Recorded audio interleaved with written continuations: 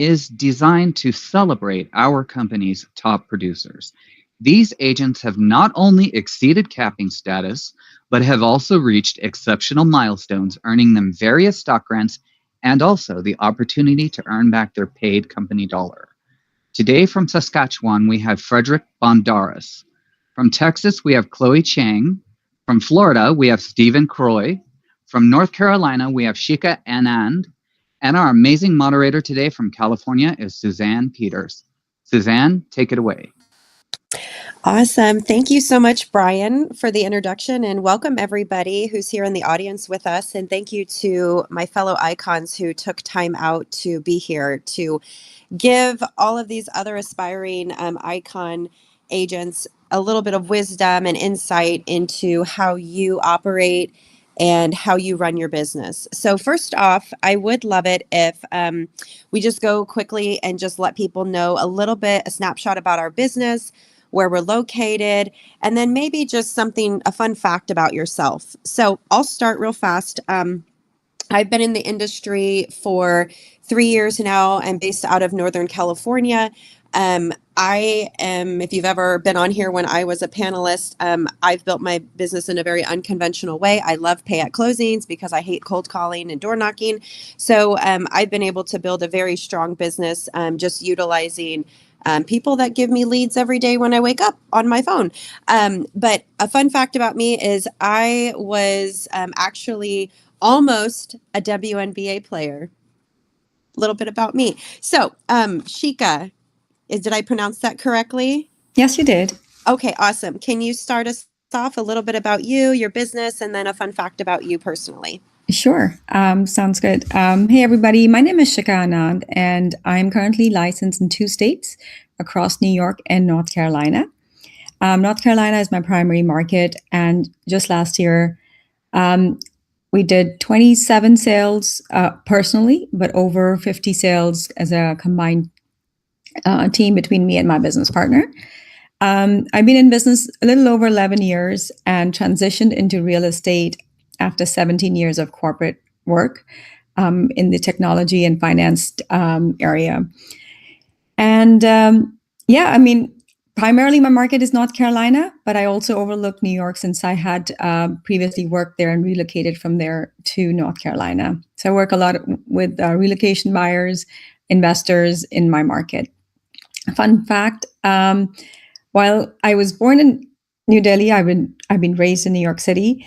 But just like yourself, Susan, I have former basketball experience as a national level, and I'm also a marathon runner. That's amazing. Congratulations. Thank you. I've tried to take up running, and I can do it for a little while, and then I fall off. It's such a commitment, and it's totally mind over matter, for sure. Definitely. And that's what I'm trying to overcome every time I do these marathons is to keep that going. Yes, I can understand and appreciate it. Congratulations again. John, can we hear from you next?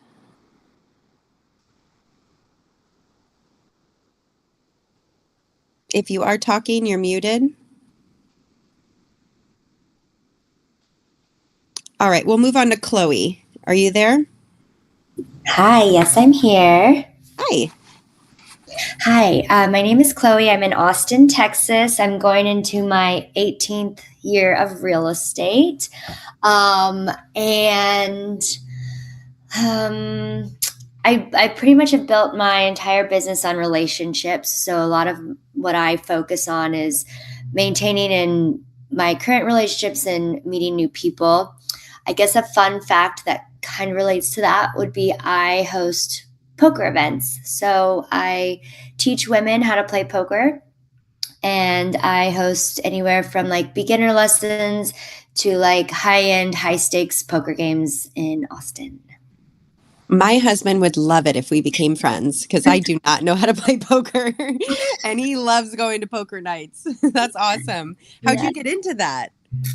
I've always wanted to learn, and typically when I want to learn something, I try to relate it back to real estate. So whether that's like a random pottery class or self-defense class or anything, I just try to bring my network into it. So I just started hosting. I wanted to learn. So I hired a female poker professional and just did kind of Wednesday nights poker, hosted that consistently for 2 years. And, just recently got a $2 million buyer from it. So it really does work to do events consistently, especially if it's around something you enjoy doing. So it was easy to kind of, stick with it because it is a lot of fun and you meet cool people. That's awesome. Yeah. Very cool. Frederick. How's everybody this morning? It's a pleasure to be with you. My name is Frederick Bodnaris, and I'm coming to you from Saskatoon, Saskatchewan. I've been in real estate since April of 2024, so just coming on to 2 years. Myself and my wife, Terry Patterson, we run a small team of 4 agents, and we primarily do residential, farmland, and commercial transactions. Fun fact about me is I am a Canadian champion auctioneer, and I listen to ICONversations every week. That's awesome. So you know how to talk really fast. I've done that for 30 plus years. Yes. That's amazing. I can't. I mean, I can talk fast, but not like an auctioneer. That's incredible. How did you learn that skill, or did you just do it as a kid and someone just told you? Yeah, I started as a kid, and then I went to auctioneer school when I was 21. And I mean, it's a lot like real estate. When I went back to auctioneer school in 97, I think there was 7 of us in the class, and they said in 2 years there'll only be 1 of yous left.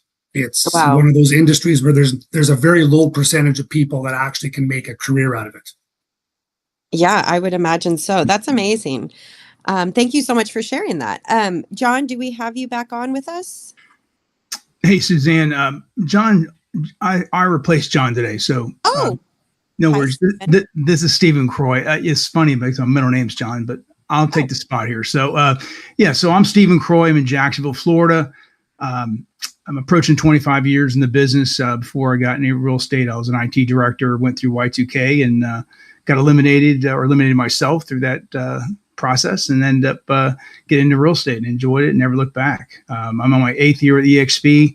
I just hit my 8th icon yesterday, or I think it was yesterday. I have a team in Jacksonville, Florida. My wife has been with me in this business for 20 years. My son's been with me for 12. We just joined the Mega Team Clubhouse out of Indiana, and I'm a fishing guy, boating guy, and love a lot of outdoor stuff, but really enjoy real estate, always have. And when I closed my brokerage in 2018 and moved over to EXP, it's been the best decision of our life. So awesome. Well, we are excited to have from you and hear from you. Awesome. Good to be here. Awesome. Okay. So if for all of you in the audience, in real estate, there is so much talk about the practical things of how to build a business. I really want to dive into the more thought process mindset of like how you actually win in this business, because as you will hear from every icon on this stage, and you've probably experienced it, there are so many emotions that happen when we are doing what we do, whether we're managing the emotions of our clients or we're managing our own emotions on deals falling through or problems coming up, and just knowing how to navigate that and mentally stay in the game. And I'm going to go back to Shika because we kind of touched on this with the fact that she's a marathon runner and an athlete. And any athlete knows that you win the game first in your head. And if you've lost it in your head, or you don't think you're going to win, you probably won't. And so the mentality and your mindset is so important. So one thing I'm going to ask you, Shika, first starting off is, what's one piece of conventional advice that you disagreed with maybe in real estate or your approach to real estate, and how has that paid off for you? So taking no as an answer. I think it's just, I rephrased that word no to not yet. So I think in school or in growing up, you always take no as an answer, as a full stop, or as something that you do not proceed further. And I think my mindset tells me it's just not yet. I need to be more prepared. I need to learn how to negotiate better. I need to understand my clients' needs better. So that's one thing that I have learned is to push through, to follow up, to not just listen to what's on the surface level, but go a little bit more deeper, dig deep. I like it. I like it because again, and a lot of the people on this panel, they've had other careers, and I'm sure you in the audience have also had other careers. And I think one of the best things you can do is take some of those things you learned. Like if you were in sales, I think statistically it's like people usually buy after the, 7th or 8th time, right? So just like you said, Shika, like they're gonna buy. And it's just who's going to be at top of mind when they're ready to make that decision. And obviously, consistently staying in front of them or being relevant in their life is obviously going to help a lot. Stephen, can we hear from you again? What is maybe a piece of conventional advice that you disagree with, and maybe you've learned how to overcome it in a different way? Advice I disagree with. Oh goodness, there's so much. There's a lot of people who make this all sound really easy, and there's a lot of effort involved. And I like what you said about, being well consistent. It's very important. But the thing that I've been doing this a long time, and it's not as long as some others I know in this business, but something I struggle with from day one, even still to this day, and it's maybe help those to know that it doesn't matter how long you've been doing this, you still have struggles with the highs and the lows. My first broker, friend of mine, still from 25 years ago, he'd always tell me, hey Steve, don't get too high with the highs and don't get too low with the lows, and that rings in my head all the time, because it's so easy to get excited about what's going on in your business when things are going well. And it's so easy to get so drawn out and just in dire straits when things aren't going well. So, it's just, staying consistent, but knowing here's something maybe I could help, with someone sitting out in the audience. And, not every day in real estate is going to be a home run. I mean, sometimes not every week's going to be a home run. I mean, I know there's a lot of positive motion with EXP and a lot of great people that we're sharing the stage with and sharing our platform with EXP with, but not every day is going to be a home run. And if you can understand that, and you can not get too high with the highs, not too low with the lows, I think you can make it. It just be consistent and be intentional in what you do. I love it. I've also heard that phrase, and I actually was talking to one of my mentees about, again, the highs and the lows. And one of my mentors told me, work harder on yourself than you do your job, because again, like the better you get, the better you'll do. So, Chloe, can you share with us maybe something that you were told that you disagree with, or something that you kind of rephrased or reframed in your mind to create a winning strategy for yourself? Sure. I mean, the first thing that comes to mind is doing like the conventional things. I don't know why I am this way, but when someone says go right, I automatically want to go left.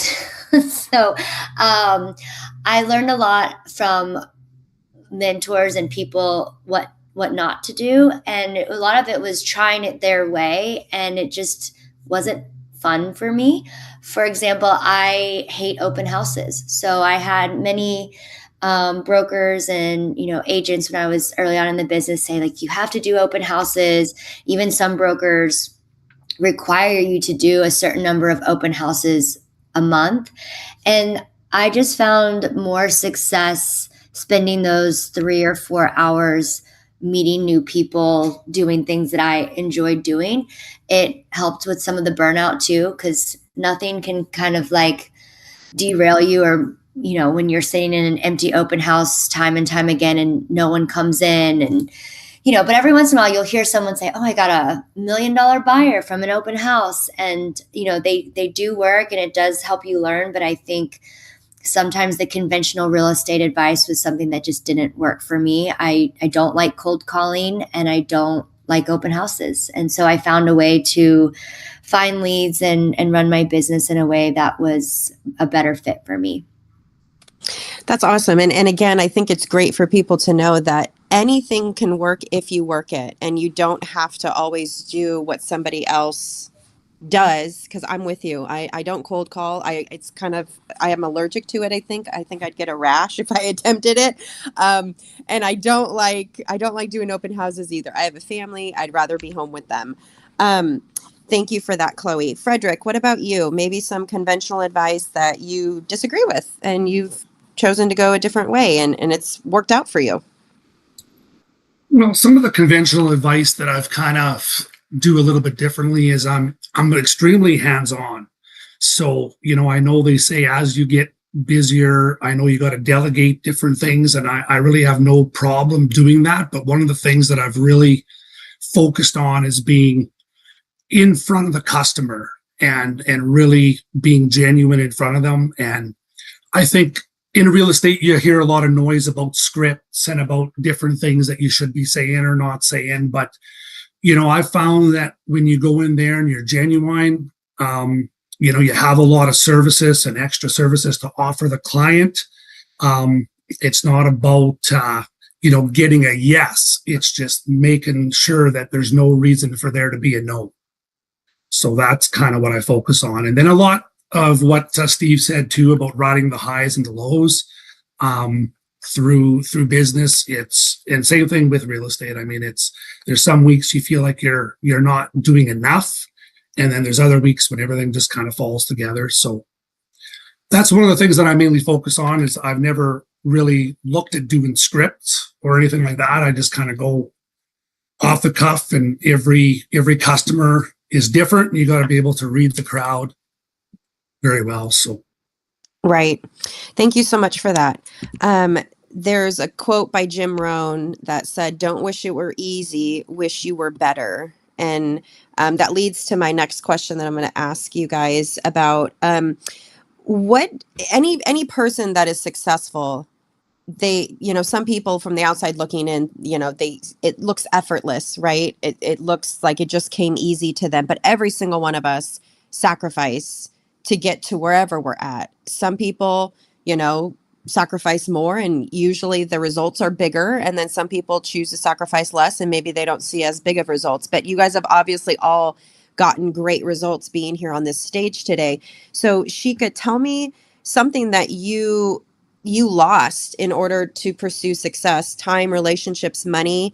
Like, what were you willing to give up for a period of time in order to achieve the success that you have? I would say out of the three, the time, relationships, and money, I would say it was mostly time and relationships. The reason I would say is that our business does require a lot of time involvement and efforts, be it open houses, be it calling, be it persistence every single day, looking at homes, showing homes. And that carves into the time you can spend with your family on the weekends or evenings, which is when your clients are most available. So the success is not going to be given to you in a platter, right? So there is some trade-offs there. But I have learned that through being in real estate and as being an entrepreneur, my family, my kids see that as an understanding that when we are, when I'm away working and I'm taking that time and that one-on-one, connection with them on the weekends, taking that away, it's because that I'm working for a better quality of life for them, or for our vacations that we completely spend time together for, right? So on a day-to-day basis, on a schedule perspective, it's definitely time where, if it's 9:00, my client wants me to sit and talk, I would do that. Especially when you're establishing yourself and starting your business to make things work. And then other thing is relationships, where it's sometimes you have to step outside of a dinner. Sometimes you have to step outside of a vacation planning discussions and stuff like that to just say, okay, let me just quickly address this important, urgent thing that cannot be handled if I'm not involved. But that's where our business takes into establishing those systems and processes where once you have that set up, then you would put together saying, okay, now the sustainability, now how can I take a step back and have these things work for themselves? So yeah, that's just what I want to cover. Awesome. And Stephen, you've been in the industry a long time, so you also can speak to this. Just, you have to pay the price. You can either do it sooner than later, but in order to achieve success, massive success, you're going to have to give up some things. So maybe in your earlier career, what were you willing to give up that maybe you've been able to take back now that you have some things just rolling automatically for you? Right. Well, it's interesting, because my journey started, in the early 2000s when we didn't have really great cell phones. We didn't really have great technology. We didn't really have we didn't have internet. We didn't have Facebook. All this stuff didn't exist. So, I've really kind of gone through a metamorphosis over the 20 plus years. I definitely like what Sheikha said. There's a lot of good points there, and it's interesting because somebody told me a long time ago, will you ever be at a $10,000 dinner? And what that meant was, if you have a call come in and you're at a dinner, and it may be with family, maybe with friends, maybe where, hey, and sometimes you go, I don't want to step away. I don't deserve to be interrupted with my time. But sometimes that phone call, and I've had them, that call, you grab the call, and it doesn't have to be a long call, but you connect with the person and you let them know, I'm in a meeting right now, or I'm at dinner, what have you, but I'm going to call you back, and you follow up with it. But and that could come to a very strong piece of your business. We had one situation where I was out of town, and my wife took the call on a Sunday, after church, and she that call that she didn't want to take, literally turned into a client of ours that brought in 8 different families. This is not, it's not even, I can't make that up. It's crazy how the benefit of taking that one phone call could be. Now, we also joke that, and we're both in real estate. So, there's that there, but at the end of the day, she always says, hey, we work 24/7, but we choose when we work. So we can shut down, and the balance is so darn important. And I have failed for many years with that. I lost a lot of time. You talk about the sacrifices and losing time with my sons, or now one works with me, but it's like losing that extra time with family, or not being smart with my time, or not being disciplined with my calendar. That's such an important tool in today's world. Being so disciplined with your calendar and following your calendar. And I love what Gene Frederick says. He says, the first thing you do January 1st, or even prior to the year beginning, is the first thing you do is you plan your vacations, you plan your time off, and then you work around that. And that was like when I heard that a couple of years ago, I was like, wow, that's like, I never thought of that, because you have to balance, you have to get time away. You have to get time to breathe. You have to, like my father used to say, you have to recharge the batteries. And if you don't, it's not a good mix. So yeah, I've lost a lot of time, a lot of regrets, done well, worked through the downturn, lost it all, lost it all in 8, 9, and 10. Lose everything. We lost everything, lost our rentals, lost our house, lost our boat on the water, lost everything, and had to regroup in 2012, launched a brokerage, and just kept going. And so, yeah, you just never say never. You can't quit. You just gotta persevere, but you got to find it within yourself. So I hope that helps. If that answers your question. That was really good. Chloe, what about you? And again, as your business evolves, right, someone mentioned, getting assistance and things like that. But in order to, again, to get a rocket off the ground, it's going to use 80% of its fuel just to lift off. So when people start in this business and want to achieve something, you got to kind of go all out. You can't just go kind of casually down the block thinking you're going to get massive success. So Chloe, what did you have to give up in your early years? Time, money, relationships, all of it? I mean, I think with anything you make a sacrifice, but I don't really see it that way. I mean, I was so young when I started. I started at 19. So I had a lot more energy then than I do now. But I don't know. I don't think anything felt like a sacrifice because I just love what I do so much. But I would say, like, over the years, looking back, I mean, I did say no to a lot of travel and trips, and pretty much all the money I make goes back into my business in some way, shape, or form. And so, yeah, it would be nice to have maybe more savings or more trips. But I think I think for a lot of us, real estate is kind of our life, and so I don't know. I think when you love real estate, the time and things like that I weave it into my life. Now, I will say I don't have kids, so that may change, in the future. But, I just try to find a way for real estate to be integrated into my life. So like poker, I'll do workout classes. So I have Pilates classes. So I have found a way to make sure that I don't burn out again, because I am a recovering burnout, because I did invest way too much time into real estate over the years. But it doesn't feel like a sacrifice, I guess. I think I'm just reworking how I spend my time so that it doesn't feel like I am making any sort of sacrifices.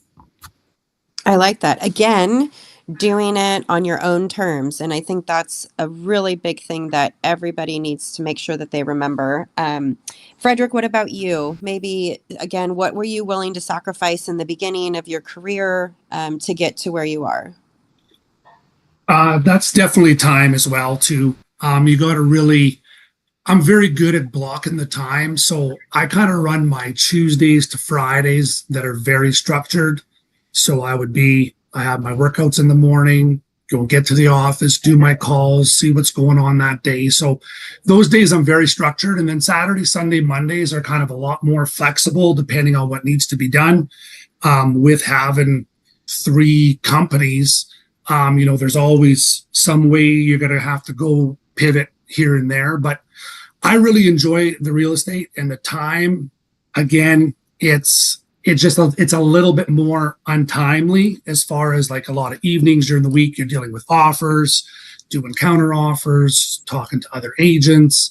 So it's a little bit more diverse that way than what I had in my previous life.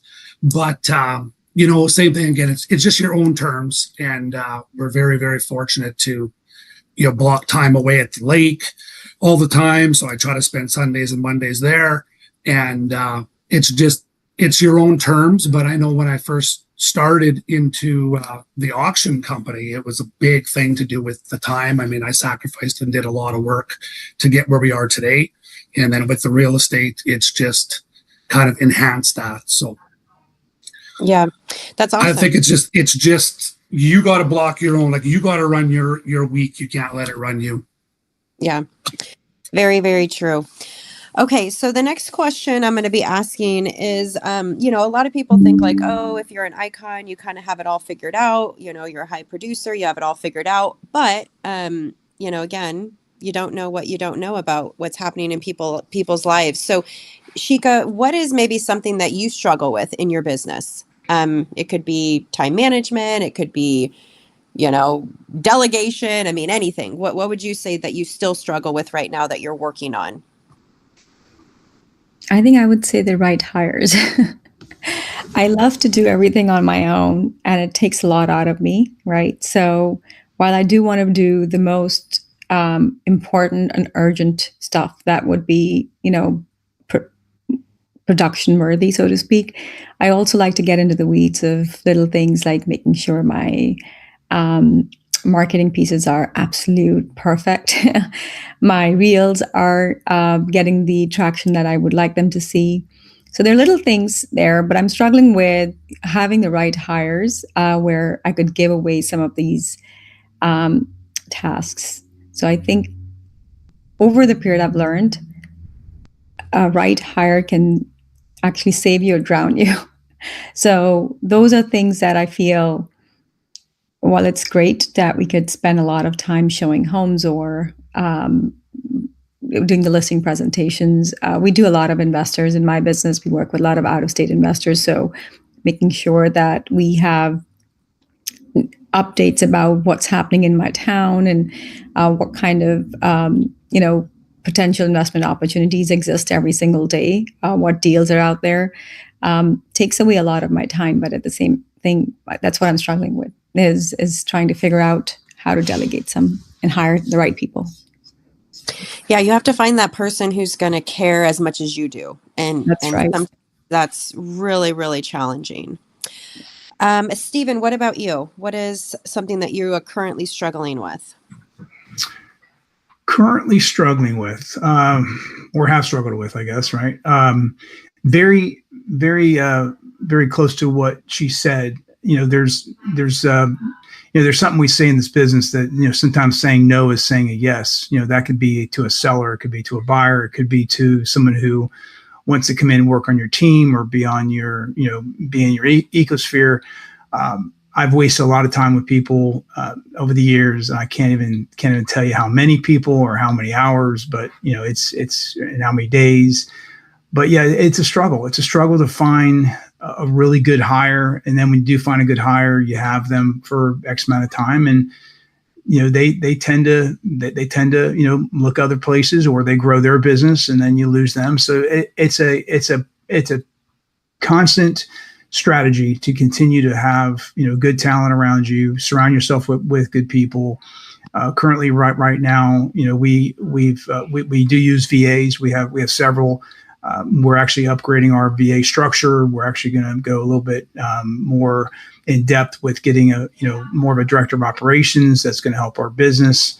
We stay really busy, so it definitely will help, in my opinion, to have some type of a different process that's not on our plates.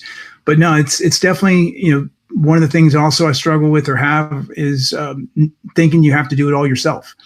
People always think, well, if I don't do it, it won't get done right, and that's a struggle a lot of people have. I've talked to plenty of agents over the years, and letting that go is definitely tough. Because you want to have control, and sometimes you got to just kind of even with my family being part of my business, you definitely want to just make sure it's done right. And, it's even with your family, okay, make sure you do it right now and make sure you do exactly how I would do it. But it doesn't mean it has to be done exactly how you'll do it. It just make sure it's done, and it's done to, there's a saying that, 90% is still okay. It doesn't have to be 100%. We can overanalyze everything and have, paralysis or over analysis. And so that's another thing I struggle with. So there's a lot of struggles. But I don't want to take too much time on it, but I hope that answers the question. Yes, it did. Thank you so much. What about you, Chloe? Something that you still struggle with inside your business? Ooh. I think I would agree with that. And I've changed a lot of things recently. I was always doing lease listings. So it's been hard to turn down business, especially in this market. But, being able to figure out where you can focus and pivot. And so I do want to focus on the clients who I actually want to work with, and not the clients that I take on because I have that scarcity mindset sometimes of I need to make more money, because the clients that you take on that drain you prevent you from, working with maybe future clients that deserve a little bit more of your energy. So, it's a kind of a push and pull of who do I take on and who do I not, especially in a market where you kind of want to say yes to everybody. But, I would love to be able to make more money so I can hire on another, employee. So I think I kind of struggle with a little bit of, how do I spend money correctly, and how do I make it in a way that doesn't dilute the other things that I'm working on. But For the most part, I run a very lean team. I have one person who I call her my partner. She runs all operations, and she has freed up a lot of just brain capacity. So I'm not constantly thinking of things on a loop. And so some days she makes more money than me, to be honest with you. But I think when you can hire really good people, it allows you to really stay focused on what it is that you do best. And in a market right now where we're kind of just trying to chase a deal, I am trying to actually pull back and refocus on the deals that I actually want to take and playing more of the long game that way.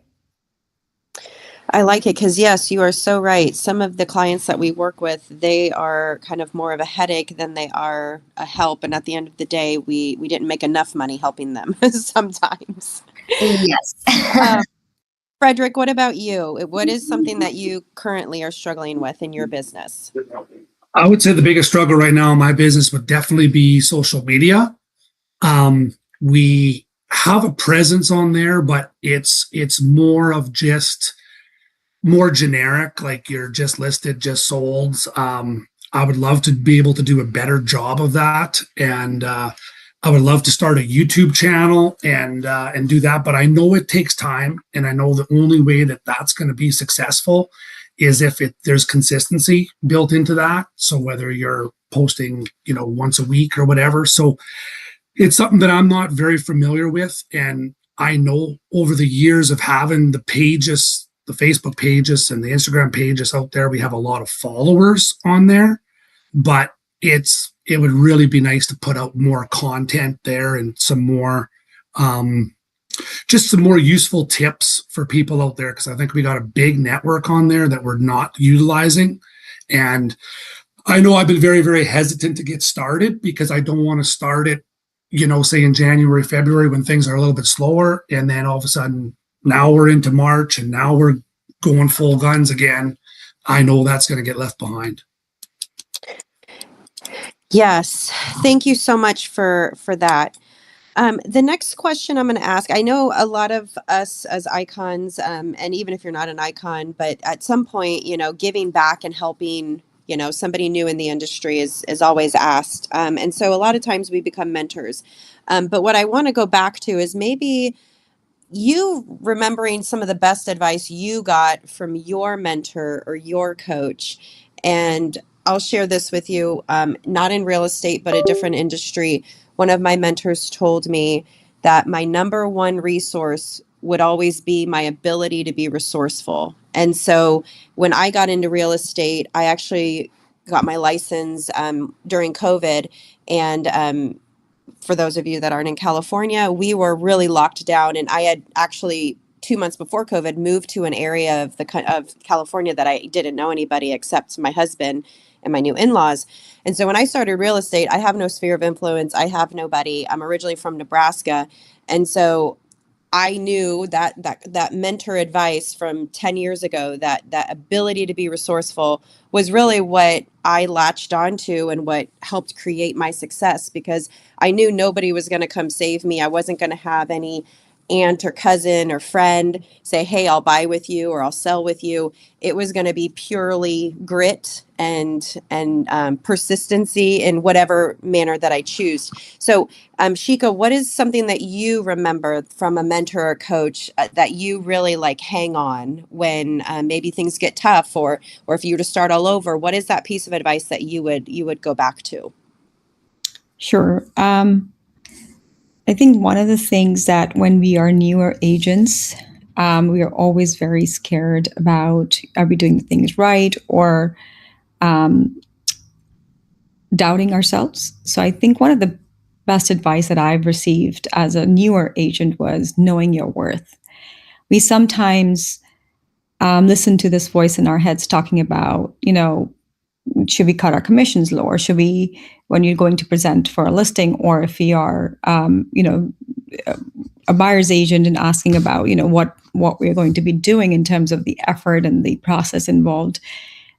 Knowing what we are, having that clarity of the service you're providing, having the clarity of everything that you will be providing to your clients, knowing the value and worth that you're bringing to others through this purchase, which is their biggest purchase in their lifetime, brings clarity to when you're asking for your full commission, whether it's a listing appointment or through the buying process, where there's a difference between what the builder is paying and what you have agreed upon, is understanding that, you are your biggest negotiator when you're negotiating for your own services. It took me a while to grasp that in the beginning, because I was always, second guessing or under things in the mindset of, do I have enough experience? Do I have enough value that I'm providing? And not having that clarity always made me question, should I cut the commissions because, they're giving me an opportunity? But am I going to cut down on the work that I'm going to be putting behind, or am I going to do twice as much work to prove my capabilities and my strengths in selling a home? And that's where I had to be very strong in terms of either putting a retainers in listing agreements, like in case the listing doesn't sell, negotiating on my own for my own self, on my own behalf, my own commissions, is having that full clarity and transparency of my own worth. I like that. I like it a lot. Stephen, what about you? What is maybe some of the best advice that you got from a coach or mentor that you really cling to?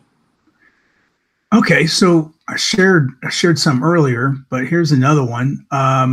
Really, and it may be different, because this was given to me, back, I want to say in 2004 or 5, but it was all focused around hunting, and and as we hunt during the day, sharpen your arrows at the night, during time off, and a lot of that has to do with, during our daytime hours, we got to really be focused. I mean, it's so easy, and I'm so guilty of it. You get involved in a Google sheet or a new piece of technology, and you start, kind of going off into a, tangent, and during the day is your time to talk to people, have those conversations, because if you're not going to have conversations at after hours, typically dinner time afterwards, we're not calling people, we're having conversations. So have those conversations and be hunting during the day, and then sharpen those tools, sharpen those, those arrows. He was relating it to, like, back in the way back, but sharpen your arrows at night. So it's just, it's a struggle, because it's so easy to get, well, I'll make those calls later, or I'll do that later. But it's just, it's so important that during the day you stay focused and have those conversations, because really, if you have enough conversations, it could be with a vendor, it could be from a friend, it could be in person, it could be on the phone, it could be on texting. Anyway, but conversations lead to more conversations with them being referred to people or to be introduced to people. So that's where you get yourself out there. So maybe that helps, right? I like it. I like it. What about you, Chloe? Well, I think that what I have kind of reduced to a lot of lessons from people over the years is, would you rather be right or would you rather win? And I would rather win. And I think a lot of times, especially when we're dealing with other realtors, there's sometimes ego that goes into play, sometimes even with your clients that want something specific that may or may not be in their best interest, but just there's all these different situations. And I think in my earlier years, I wanted to be right. And I think learning from more senior agents and watching how they handle difficult conversations, that sometimes they would just, agree and be agreeable. Sometimes they would disagree without being disagreeable.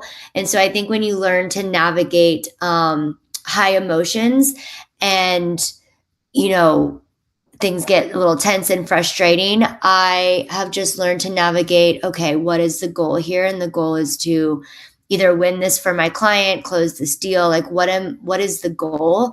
And the goal is not always trying to, be right or prove someone wrong. So I think overall, I've just learned from, mentors and people that it's sometimes just takes sitting back, and even though you may know the right answer or you may know how to like get things done a certain way, that you have to be more agreeable and allow people to come to the conclusion and things on their own. And, proving being right isn't necessarily how you should get things done. That is a lot of wisdom speaking right there. Thank you so much for that. Frederick, what about you?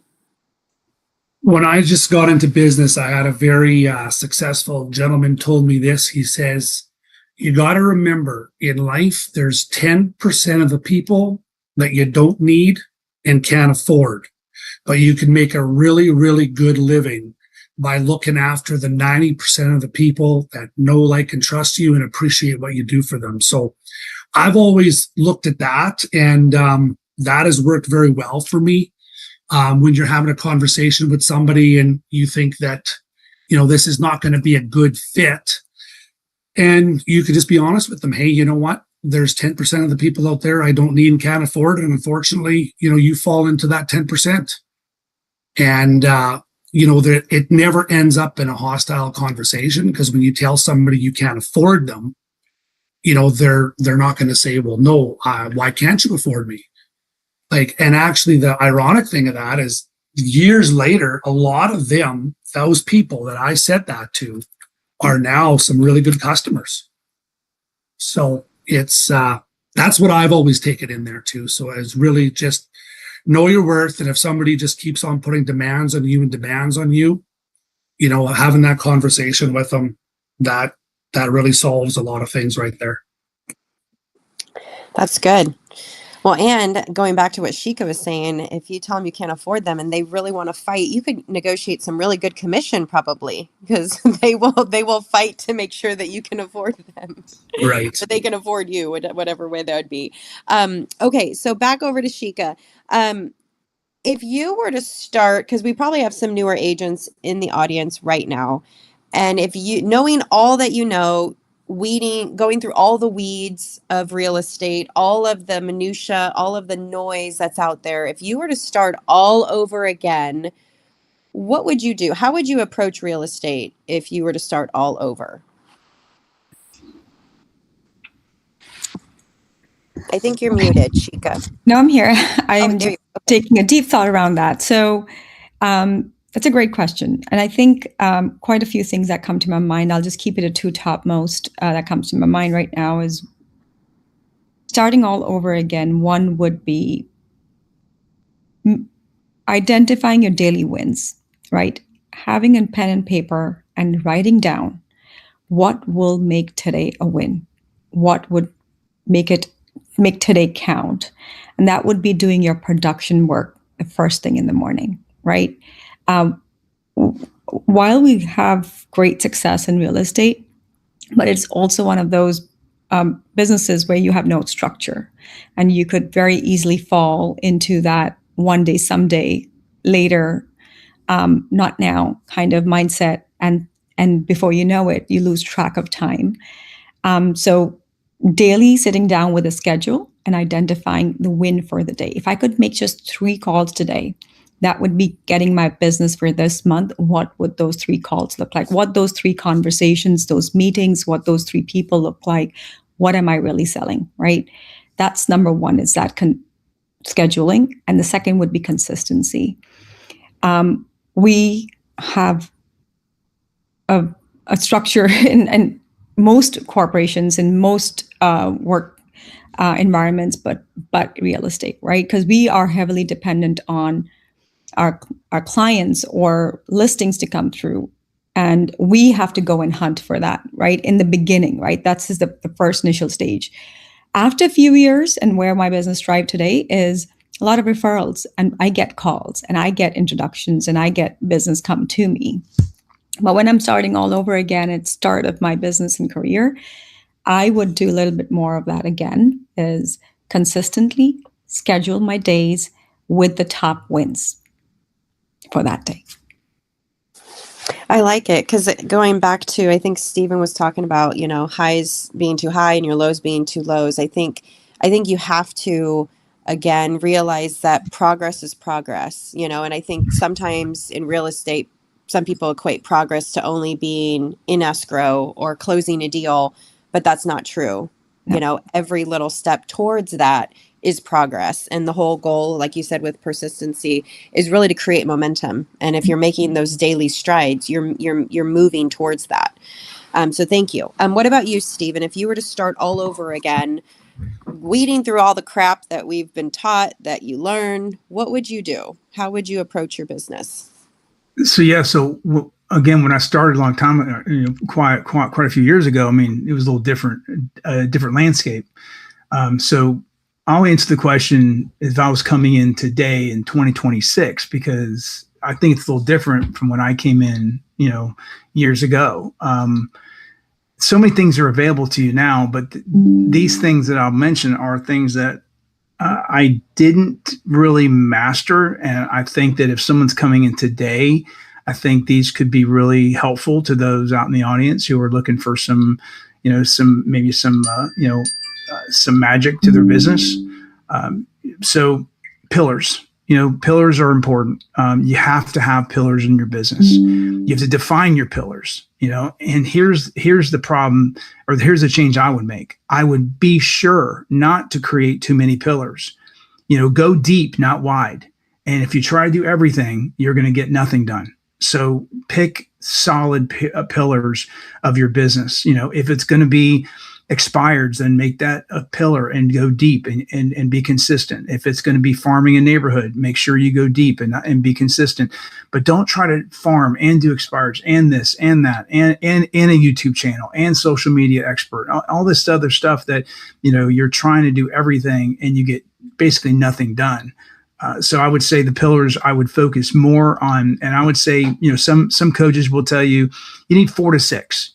Yeah, you probably do. I mean, but maybe all 4 to 6 is maybe too much. So I would say 3 solid pillars would be the key. Take 3, and those all have to be income producing. They all have to be income producing pillars. And then the last thing to follow up with it, I'll say this: vision boards are important. I didn't believe in them at the beginning. You do need a vision board, but I have 3. I've got a vision board that I can visualize where I want to be, what vacations I want to take, what I want to achieve, what my wins, celebrate my wins, which is what she just said. Celebrate your wins, not, definitely write them down, but celebrate them. And I tend to think wins are more the closing than the contract go in escrow, but I love the closings. But celebrate your wins, but you have a vision board, where you want to be, what you're dreaming to make your business and who you want to be. But you also have 2 separate boards, which is like I mentioned earlier, you got the busy work, then you got the production work. The production work is money making stuff. So that's a separate board. Do not put your busy work on your production board. You got to have a production board that all you're doing, this is stuff I'm doing today that's going to make me money. And then the busy work, this stuff I want to get done. I want to implement this system, or I want to, improve this process, or I want to do this. And that's busy work. That's done again after hours, so make sure you know all that. But that's something I hope that helps somebody. Yeah, that's really good. I like it. Chloe, what about you? Starting all over, all that wisdom you've gained, what would you do? I think because I am such a loyal person, and I think I outgrew mentors relatively quickly, but I stayed with them because I felt like I owed it to them. And I didn't put my education first in that way. I don't think it's always a good look to, switch brokerages or switch mentors, but I think my advice would just be like, if you feel like you have learned what you can from where you're at, you should put yourself in rooms where you can continue to learn and grow in the ways that you're wanting to grow. I started off when, like I said, at 19, and it was primarily like a leasing company. And I quickly realized that broker was not going to help me in sales for various reasons. And so I moved to a Coldwell Banker, where I thought like at a young age that would give me some maturity. And, I learned a lot from there, and then moved on, where I stayed at my next brokerage for 11 years. but I think that kept me fairly stagnant. And I did a lot of the learning on my own. There wasn't like here at EXP where there were classes and trainings and all of those things. And then I quickly became like the biggest fish in the pond there, where then I was the one kind of mentoring and training other agents. And I wasn't necessarily surrounding myself with people that were, you know, getting up early, staying up late, or just living the life that I wanted to live, or working with the clients that I wanted to work with. And so I think if I could have done it all over again, I would have maybe moved around a little bit, or just maybe have found more people to mentor me. And not necessarily all mentors need to be in real estate. It wasn't until probably the last several years that I was able to afford a business coach and an executive coach and a life coach. But sometimes you may want to invest in, you know, if you're happy with the team that you're on, but you're just wanting that extra boost, you know, hiring a coach is super helpful. And like I said, it doesn't need to be a real estate coach. I think a lot of what we do best in real estate has nothing to do with real estate. It has to do with people. It has to do with relationships. It has to do with sales. It's like, for example, I hired an image consultant, and I wanted to be sure that what I was speaking online matched what I was speaking in real life, that the way I dressed and the way, you know, I carried myself all was consistent throughout every part of my life. I used to have really long blonde hair, and I cut it and dyed it short. It felt more elegant. It felt more mature. And, you know, I think that there's a lot of things that you can invest in your business and you as a person earlier and now. And those are things that maybe I could have done if I were to start all over again, was doing those a little bit sooner. Awesome. I love the diversity from your guys' answers. It's really great for, I think, everybody in the room, and me too. I'm learning from you guys. What about you, Frederick? What is something that what would you choose to start all over again if you were building your real estate career? Well, I'm still very, very early in my real estate career and still have a lot to learn. But what I focus on is my consistency. Just doing what I say I'm going to do. I think a lot of younger agents or newer agents to the business, they want a lot of now business. And a lot of times, you know, especially this time of year, I mean, I'm meeting with a lot of clients that, you know, we're probably going to be listing their place in the next 3 to 6 months. So it's not that far away, but it's certainly not going to be listed next week. And I just really value those relationships and building those relationships rather than just, you know, looking for the now business, because if you're looking for that, it's not always going to happen. And if you're consistently doing your calls, then once things start flowing, then you always do actually have some now business because of the relationships and the calls you were making, you know, 6 months ago. Yep. That's awesome. I love it. Well, Brian, I think we're done for the day. Thank you so much for the opportunity to be here with you all. And thank you to all the fellow icons on the stage. Thank you for your wisdom. Congratulations on all your success, and can't wait to be on the same stage with you guys again here soon. Awesome. Thank you all for joining us today. Thank you all on the panel. If you're watching this on YouTube, smash that like button. And if you're in the audience and you stuck around till the end, you get a couple of points towards your